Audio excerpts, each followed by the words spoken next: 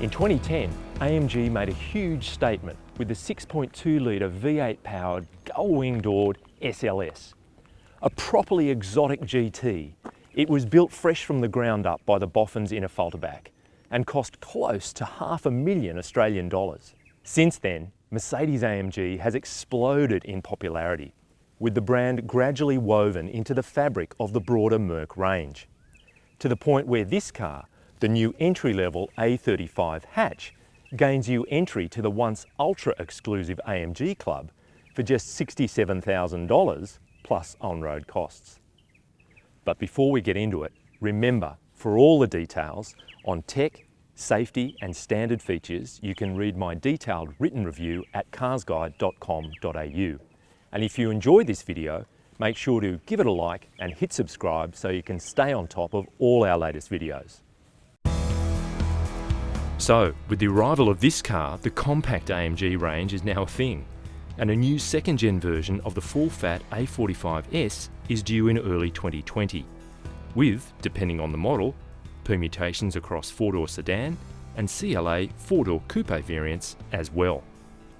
To put it in context, the relationship between the A35 and the A45S is a bit like the Volkswagen Golf GTI to the Golf R, the Audi S3 to the RS3, and closer to home, the Merc AMG C43 and barking mad C63S. It's for those who want a spicy jalapeno hot hatch experience without the drama and fiery swagger of a full habanero performance car. As well as the telltale badge on the hatch door, car spotters should look out for the AMG-specific twin louver grille, additional vanes in the front vents, AMG-line front apron and side sills, and racy 19-inch alloy rims. Plus, around the back, a spoiler lip at the rear of the roof, and a deep diffuser with fat 90mm tailpipes either side. The interior is familiar A-Class territory, with the MBUX data and media system displayed through these twin 10.25-inch digital screens. There are 3 AMG-specific instrument clusters available: Classic, Sport and Super Sport, the latter having a central rev counter with a digital speedo and other data reading out as bars on the side. There's also a lot of other AMG-specific stuff, everything from engine data and readouts to G-forces.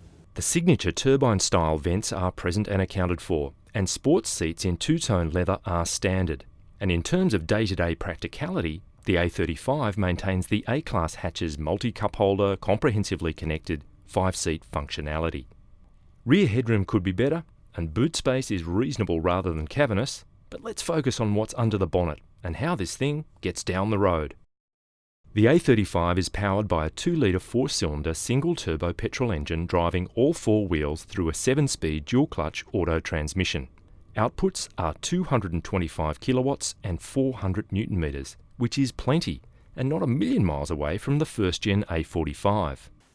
Normally the car starts in neighbour-friendly quiet mode, but if you're in the mood, motive start means that if you hold down one of these paddles and hit the button, you get a much rortier start.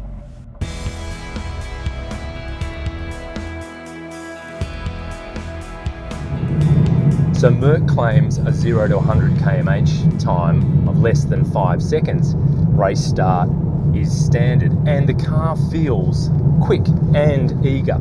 400 newton meters is plenty of torque for a car this size, and all of it is available at its peak between 3,000 and 4,000 RPM. Extend the right angle and the car gets up and goes.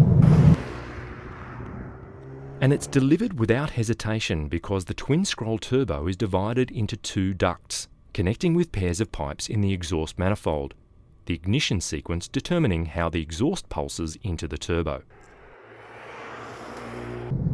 So the 7-speed dual-clutch transmission is standard and it features an AMG-specific calibration, and shifts are nice and rapid in Sport and Sport Plus particularly. But then if you really want to be switching between ratios quickly, there's manual mode. Dynamic Select is standard, tuning the engine, transmission, exhaust and suspension across 5 modes right up to Sport Plus. And the suspension is by struts at the front and 4 links at the rear with, not surprisingly, adaptive dampers included. And even in comfort mode, the ride is firm. It's never harsh, but it definitely is firm. And that's kind of what you're signing on for when you opt for a car like this. So the default drive ratio is 100% to the front wheels, able to variably shift to 50-50 front to rear. And AMG has added extra stiffening to the body in the front, as well as a shear plate under the engine to help with torsional rigidity. And I've got to say that as you start to push into the corners on your favourite B road, the car feels planted and composed, and it telegraphs what it's doing very well. The variable ratio steering, again tuned by AMG, points accurately and it delivers its assistance in a nice progressive manner. Got to say, it's not the last word in terms of road feel. It's not bad, just could be a bit better.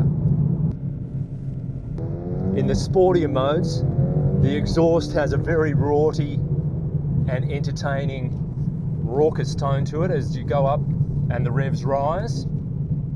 And on the way back down, you get the entertaining pops and bangs that really help dial up the fun factor. The brakes are well up to the task with vented and perforated rotors all around, and 4-piston monoblock calipers up the front. No dramas there. The sports front seats, these are the optional, even racier front seats. They are grippy and feel as good as they look. And this AMG Sports steering wheel feels just right.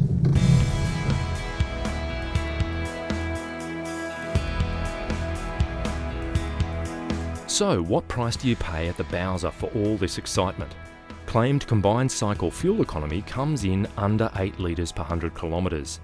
But on this 200 plus kilometre launch drive over mostly rural B roads, we saw 8.9 litres per 100 kilometres.